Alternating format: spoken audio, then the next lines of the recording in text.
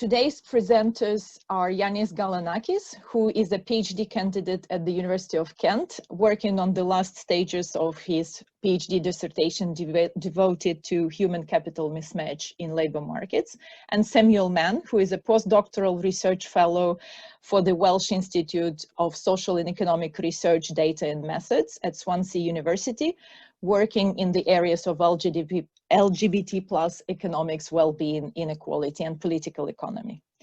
At this time, I'm going to hand over to Yannis, who will share the findings from his GLO VirtYS project on female human capital mismatch in public sector in Britain. The screen is yours, Yannis. Thank you very much. So hello everyone, thank you very much for joining. I hope you can see the screen and hear me very well. So I will be talking about the female human capital mismatch, an extension that I was trying to see how the public sector intersects with the human capital mismatch. And I was starting from something that I had found before in my research, that women are genuinely they have a genuine greater potential to be in mismatch. What I couldn't expect before starting this project is what happens with the public sector, because there I was expecting the allocation to be efficient. However, I found a negative selection, so one group was discriminated against the other, and in part this worked through the allocation and the experience in jobs. And this negative selection generated a sizable incidence of the mismatch, which was also unconventional. So I was asking why people want to join the public sector after all. And I found that probably the public sector works as a waiting room for the perfect job. So what we know about the public sector, we know that women are overrepresented there, and that's a persistent trend over time. And that's also persistent if we see it on a different region across the UK, across the different levels of education, and across the different age groups. This is also persistent in the 2/3 of the common three-digit occupations between the two sectors, and robust also if we exclude the two main industries in the public sector, the education and the NHS. Traditionally, what is widely accepted is that the public sector does not cause the mismatch, or if we see it on a more neoclassical perspective, that there are no inefficiencies. And this might be true for certain jobs. If we think about jobs like nurses and teachers, which require specific training.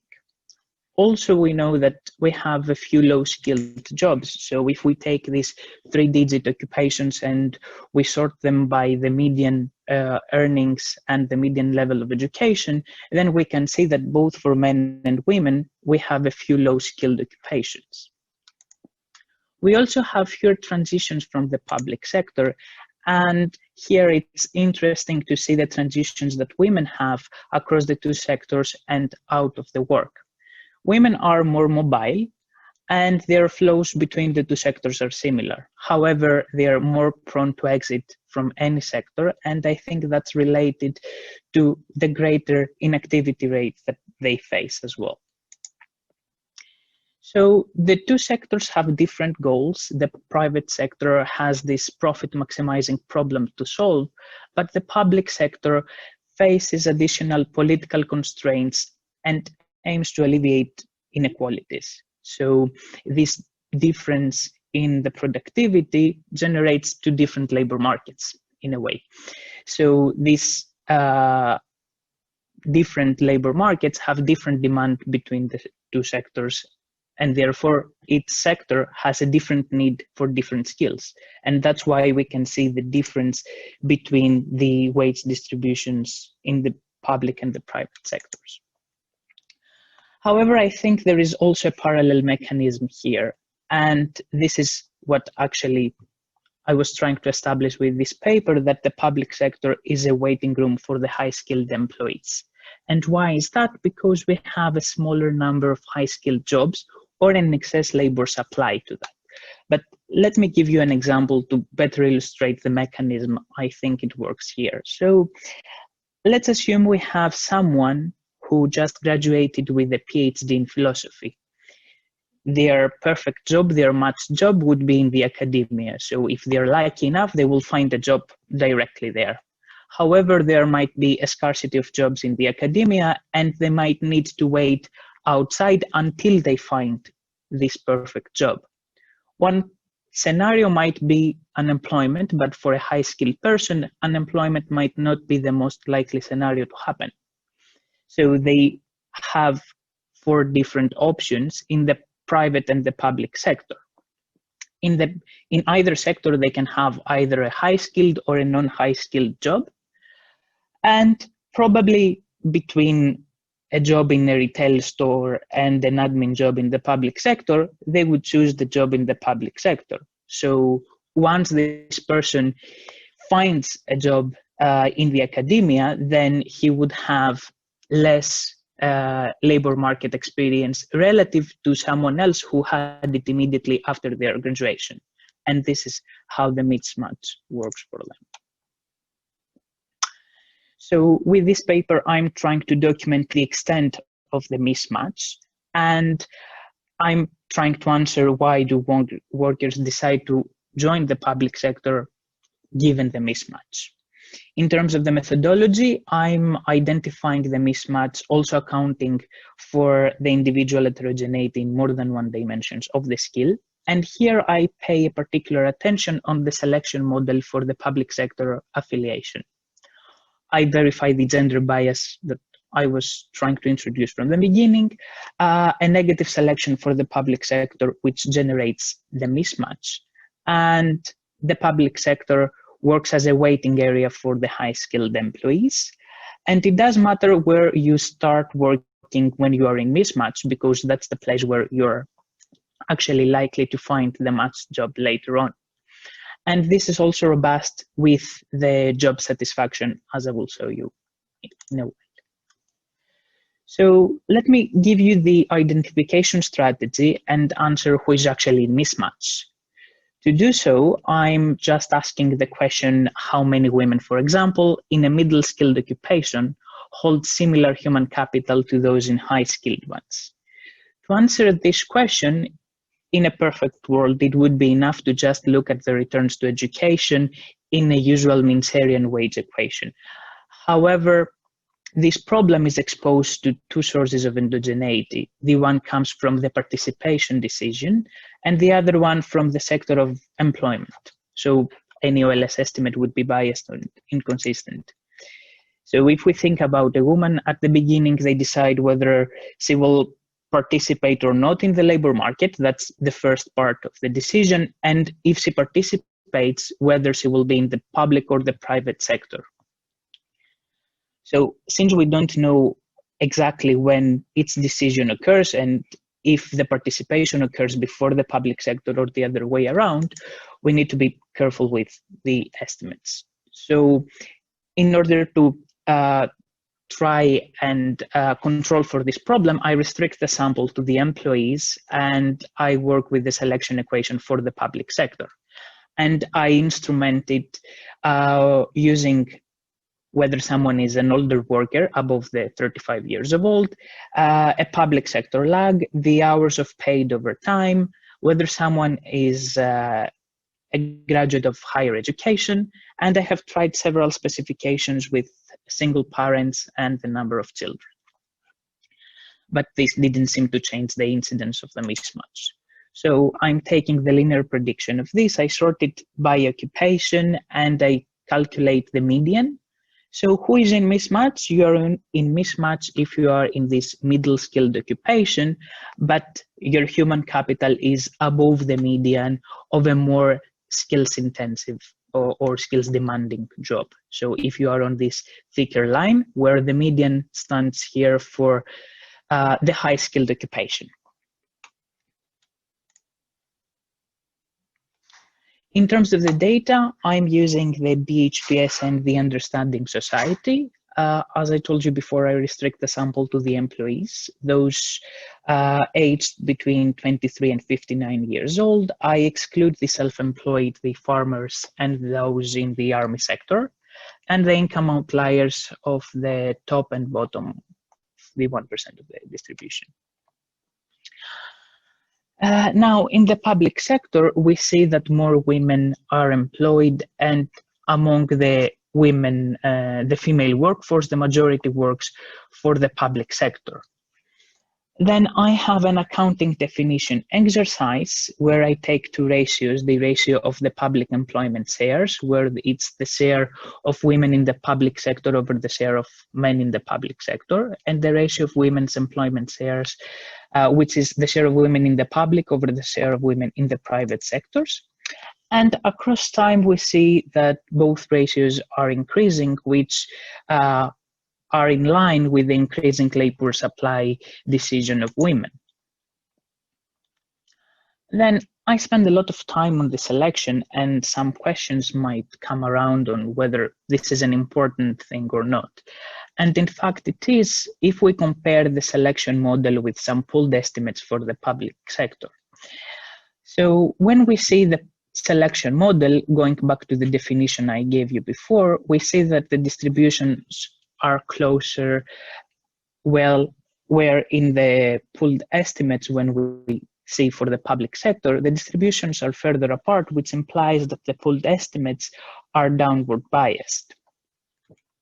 But what does the selection actually give us? We can see here on the right-hand side on the incidence that the selection model dominates. And around the crisis, we have this big V shape, and then the gap between the pooled and the pooled estimates and the selection model close.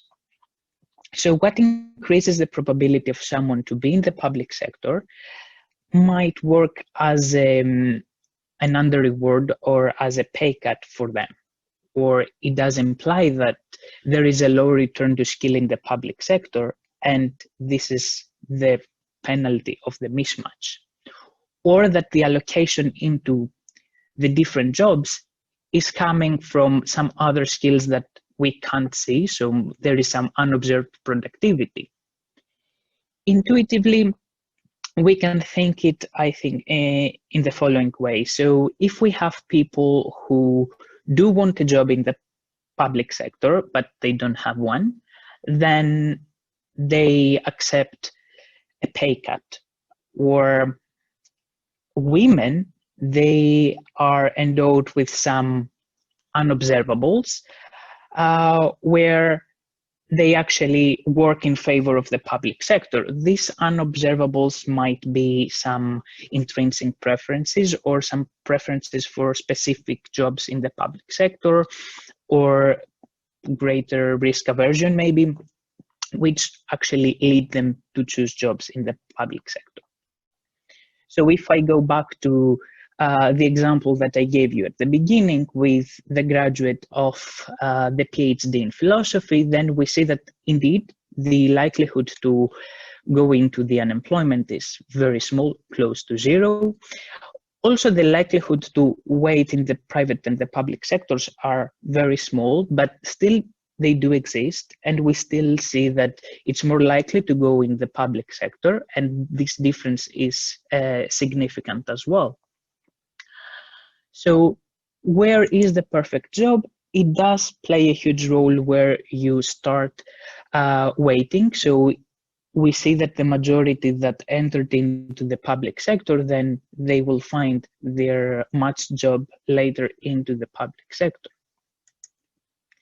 Now, if this story is correct, then you would expect that the job satisfaction, the self-reported job satisfaction in a non-high skilled or in mismatch in the public sector would be greater than any other offer. And that's actually right. If we see the marginal effect of the non-high skilled public sector job is greater than any other offer, either in the public or in the private sector. So to sum up, I don't know how I'm doing in terms of time, I have seen that more women participate in the public sector, and that was a persistent over time trend.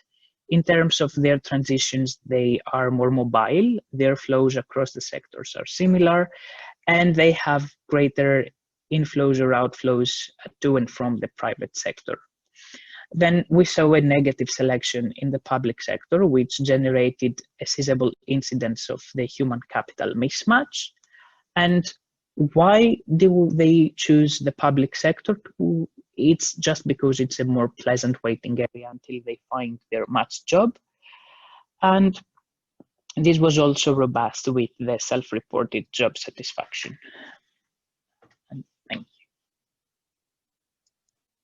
Thank you very much, Yannis. Perfect timing. I would like to invite questions. We don't have anything in the chat room, so if you have a question, please raise hand in the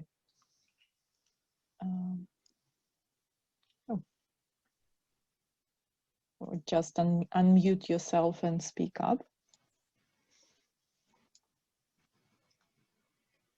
Can I ask a question? Please, Almas.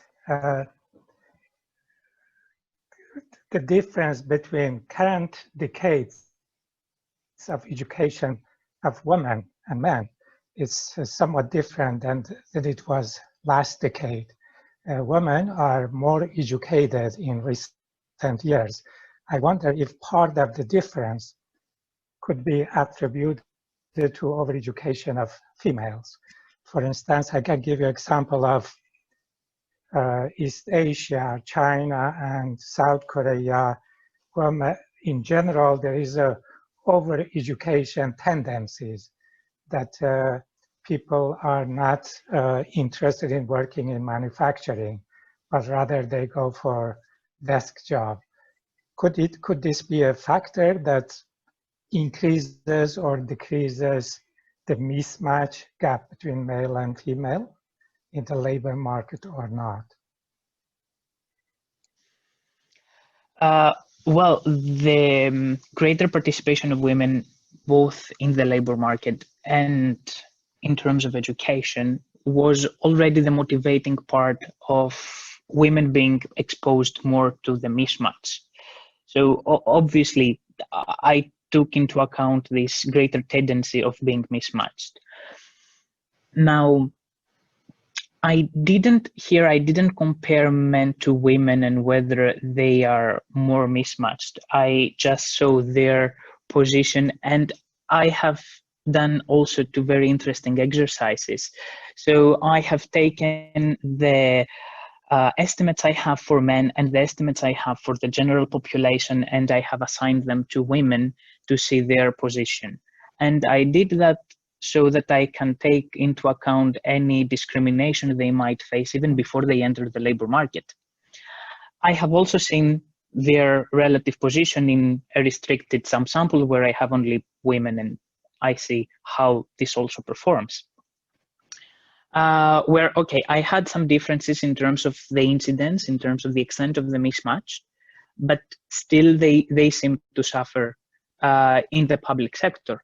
So this didn't change. Okay, thank you. Thank you. Other questions? Please, Klaus. Yeah, I have. Hello. I have my question relate to mobility. I mean, mobility out of the public sector. So my image is more like, well, people go to the public sector and then they stay there. So if your particular hypothesis is correct, you would have to see lots of outflow at some time. Can you somehow judge this better for me? And also, is this outflow to a better job outside in the private sector, is this more, let's say, a structural long-term thing? You wait first in the public sector and then you go out when you see it and you stay there in the private sector at the end? Or is there something like, if unemployment is fluctuating, the business cycle is fluctuating, then you can move in and out. So let's say you're basically in the private sector, but when you get unemployed, you move to the public sector and then later on backward? It depends on the job that they are looking at, I think. So what I was trying to illustrate, I was trying to illustrate for high-skilled people to wait into the public sector until they find a better job. And the unemployment case for that actually showed that was close to zero. So I think that the outflow is mostly for older women that or for women that are around to have a child. So at that point, probably we see a gap in the data, but then they enter into a matched job. Okay. Thank you. Ira, your question. Ira. You're mute, and Ira. Oh, I unmuted. Okay. yeah. Thank now you. I'm unmuted, Please. right? Yes. Okay, sorry.